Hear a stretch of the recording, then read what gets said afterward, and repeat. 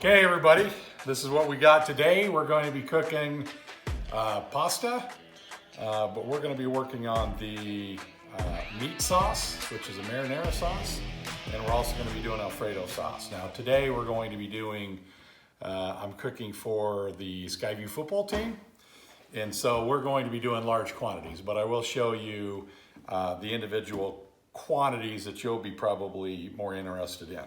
So the consistence, is that the word I'm looking for? Okay, so the ingredients that we look at when we look at the red sauce is basically a tomato-based sauce.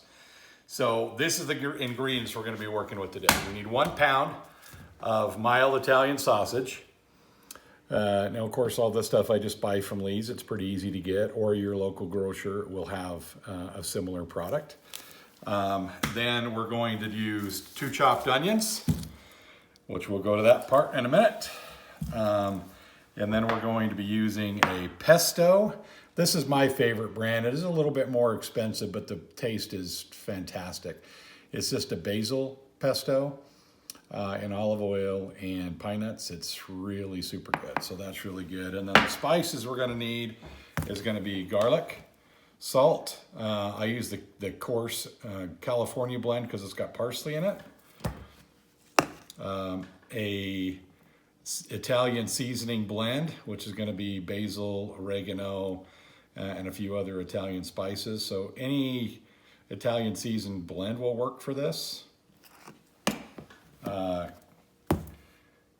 Ground pepper. You can use coarse or fine. I don't like it to be super fine.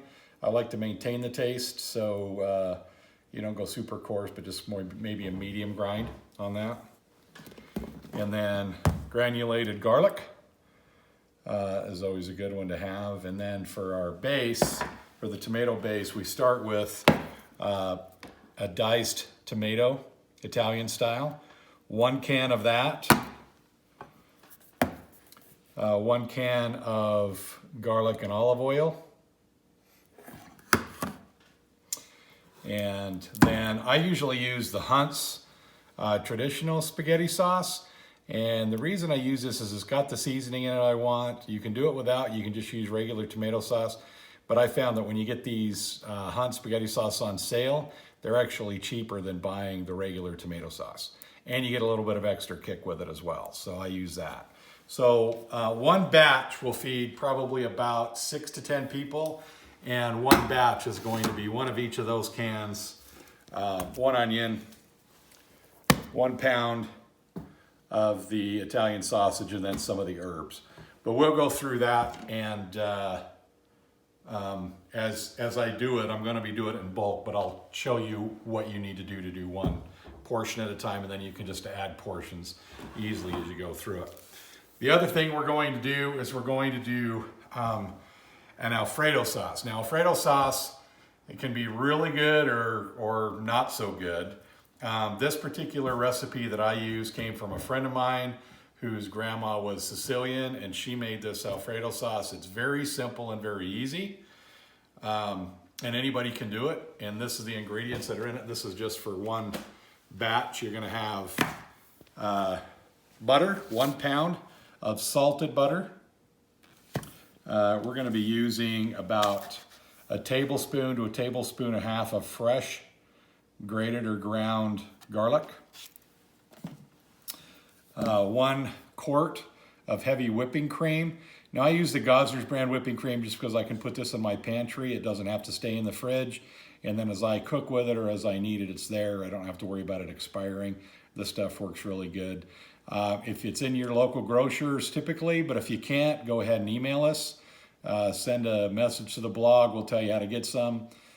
We also will be carrying that on our store as well if you want to order it by the case. It comes in quarts and pints. And then, of course, our basil pesto again. And that's kind of the basis of that Alfredo. The one thing that I don't have out there that it has is just a little bit of ground nutmeg, okay? So we'll have that on there. And then you can spice it a little bit with the same garlic salt if you need to. But a lot of it has to do with just the salt. So we won't necessarily need that unless we need to. So then the final thing into the Alfredo is 6 ounces of Parmesan cheese per quart of cream. Today we're going to be doing it in bulk, so we have a lot of Parmesan. So I love Parmesan, love cooking with Parmesan. Romano is another good one, Asiago, but Parmesan is kind of my go-to, kind of my favorite, and I kind of use it for a lot of different things. So that's the ingredients of the two. Now we're going to actually start with the marinara first, and then we'll kick over and do the Alfredo. Okay, so you will see me when I do these. If I'm cooking for other people, you'll see me wear rubber gloves just because I'm a freak when it comes to making sure that everything is done properly and we don't get anybody sick. Several years of cooking, never got anybody sick yet, knock on wood. You'll see me also cook a lot without my gloves if I'm just cooking for my family. Always make sure you wash your hands with a good soap that's going to be able to kill the bacteria and everything on your hands, so we don't want to make anybody sick. So I've got 2 pans going here because I'm going to do what we showed you as far as the marinara is concerned. We are going to double it in each pan. So I'm going to show you just the one portion, but we're going to end up doubling it. So the first thing I like to do is, because I like bigger chunks of the meat, so I'll open the packet of the meat. Now if you're doing a Jimmy Dean, you can just break it up into bigger chunks, but usually what I'll do is I like to take the meat and chop it into cubes.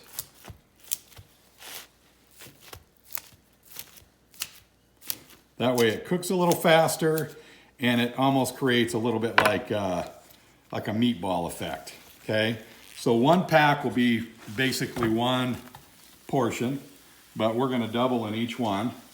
So we're gonna go ahead and put 2 sausages in each one of these pans. In between each use of the cutting board, I like to disinfect. Make sure we don't get any cross-contamination. This particular product we will put on our website as well, but this is hypochlorous acid, about 600 times stronger than bleach, but very mild. And I mean, you can pretty much drink it, so, but it kills more than anything else. So we usually always clean with that. Okay, our next step is the garlic. That's the next thing that's gonna go in the pan. Some people use the garlic press. This is something I bought on Amazon. I really like this. And it's basically a garlic chopper, and I'll show you kind of how that works. But usually you take the garlic cube, the clove, you break off the bulb, and the easiest way to do it is take between your 2 fingers and just kind of push until you hear it crack. And what that does is that pulls the skin away from the bulb. And so it's all pulled away. So you're gonna need about 4 for each one of the per thing of meat. So we're gonna put a whole bunch of these together here. After you get the skins off of those, just rinse them really quick. And then you stick them inside. If you look inside of that, you'll see there's a little cutting wheel that goes around. So you just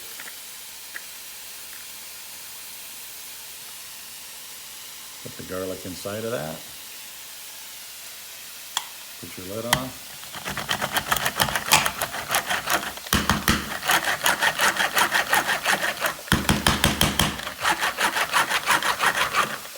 Now the more you do it, the finer it'll be.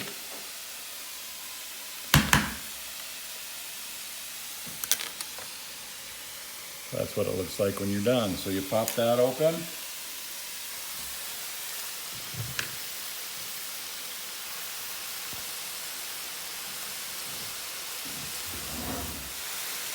Go ahead and put the garlic in there.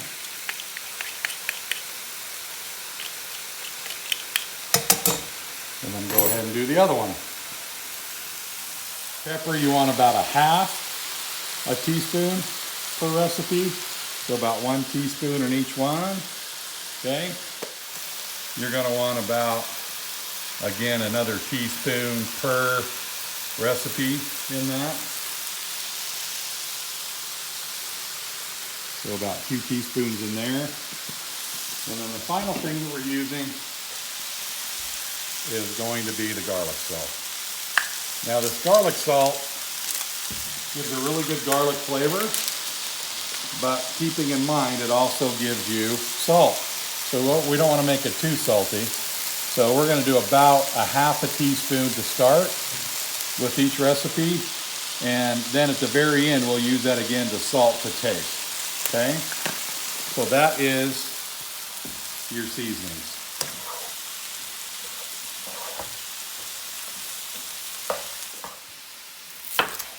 There's a few ways that you can do an onion. I don't like to cut this hair in off because that creates a lot more acid. So what I'll do is I'll just take my thumb, hold it there, and trim around it.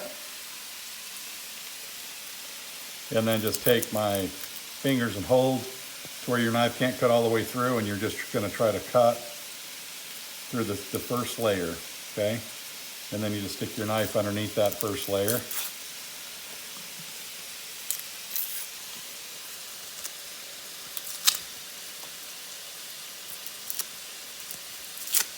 Pull it off, okay?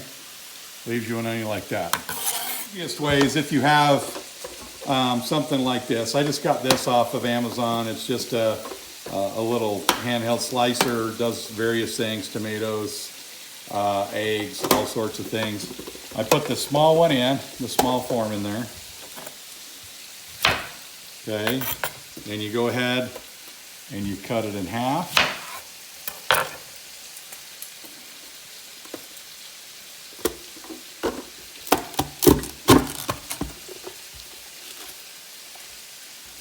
Okay.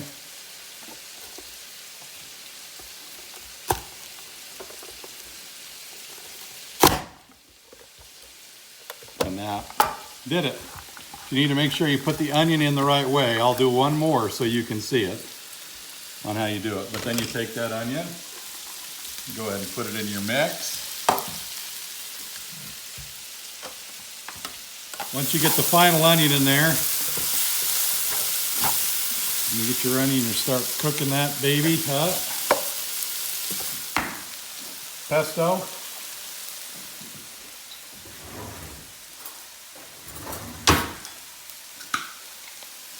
And on this pesto, you're gonna want one big heaping spoon for each one of the batches. Okay, so we have 2 in there. And we have 2 in there, okay?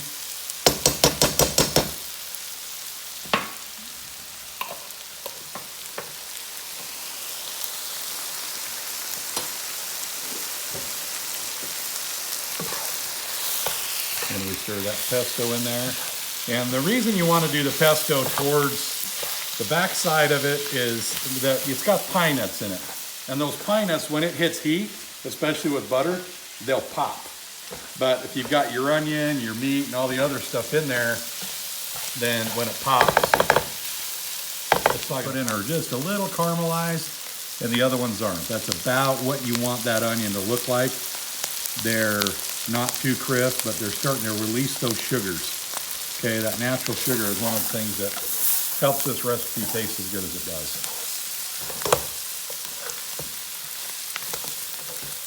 Okay, so we got this one about ready to go for sauce. This one's going to take a little bit longer. So then the first thing we do is we grab our Italian style. Now this is diced, they're not petite, so these are bigger. So what we're going to want to do is we're going to want to open this can, Braun or the Smart Stick, food processor, whatever you want to call it. You stick it in the top. And what we want to do is surge down to the bottom and then slowly come out so it doesn't get all over you. Okay? Because we're wanting to process that like a puree. Okay? So we have that.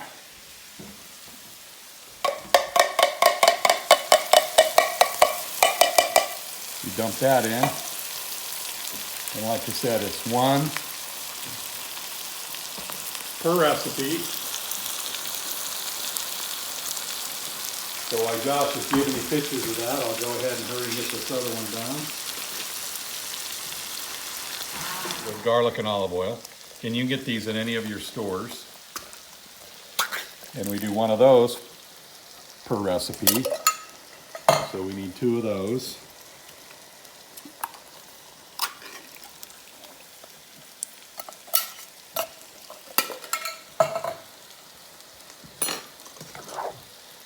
And we want to stir that in.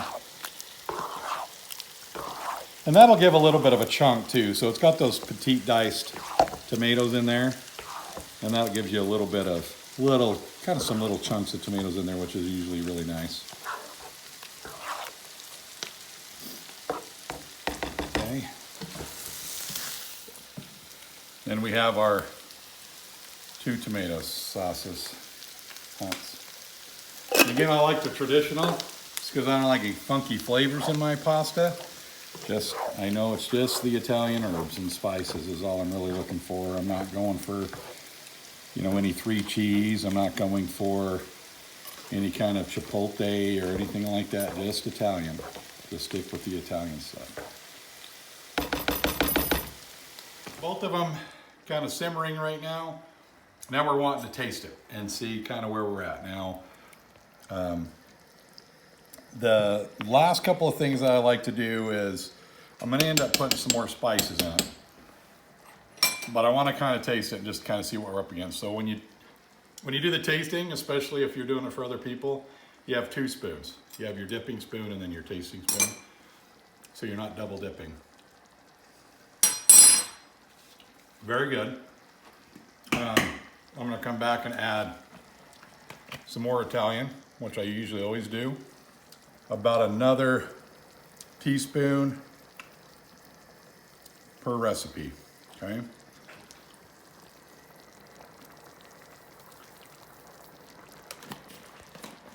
And at this point, I'm not going to add any more of the garlic salt yet because it tastes pretty salty, but regular granulated white sugar is going to kind of pop all those flavors together. Now this is up to taste. So you're going to put some in and then you're going to come back and taste it. If you think you need a little bit more, put a little more in. But again, some people like that sweet taste. I know I do. But if you're trying to count calories, watch your diet a little bit, you don't have to put as much in there. It's still going to taste very good, even if it's not quite as sweet. So get that sugar and that spice blended in there really well. Now you'll notice with my spatula, I'm pushing towards the center. I'm not doing this because if I do that, I scrape down the side of the pan and it'll drip down the side of my pan. And I don't do this because it splashes and you don't get a very good mix. But if you just pull in on the sides to stir it, you'll stir it, you won't spill it. Okay, I tasted it and I think it needs just a little bit more sugar for my taste. I'll have Josh taste it here again in a second, but I'll add a little bit more sugar. I don't need to add any salt. It doesn't taste like I need any salt. The pepper is perfect. And as you use dry ingredients like that, Italian seasonings, the longer the sauce sits, the more flavorful it's going to be, because keeping in mind those are dried leaves. And so once that starts to ferment a little bit in there, it'll start releasing those flavors. And so if it tastes good right now, or even if it's a little bit, you just feel like I could just use a little bit more like Italian seasonings or something, it's keeping in mind as that sits, it's going to just continue to marinate.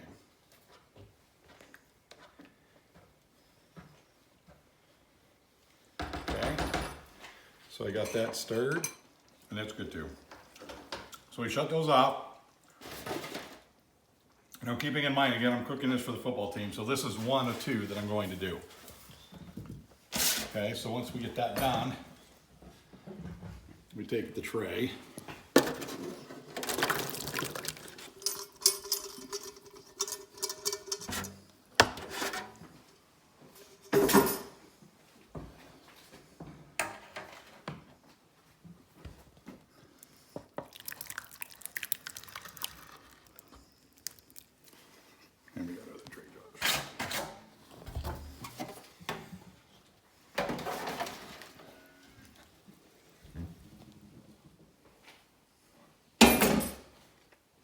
Okay. Then we're going to turn our oven right now on just 150. We're going to feed them in about 4 hours. Now, I don't want it to cook too awfully much, so we're just going to put it on 150 just to keep it up to temp. And then when I'm ready to go, about 30 minutes before I go, I'll kick it back up to 250, bring it up to the temperature that I need, and then we'll head out. So we just put that tray in there, about the 150, and then we'll just let it slow cook. That meat will get a lot more tender. Those flavors will marinate together, and we'll be in pretty good shape. Take a look at our blog, take a look at the Instagram, Butterdude70. If you have any questions, go ahead and respond. Jump on there, ask us whatever you want. If you want us to cook something specifically for you, if you see something or a picture on Instagram that you want to see us make, let us know. We'll be more than glad to put it in an episode like this, and you can learn how to do it. Remember, if it doesn't taste good, spit it out. And by all means, if it hurts, rub some butter on it.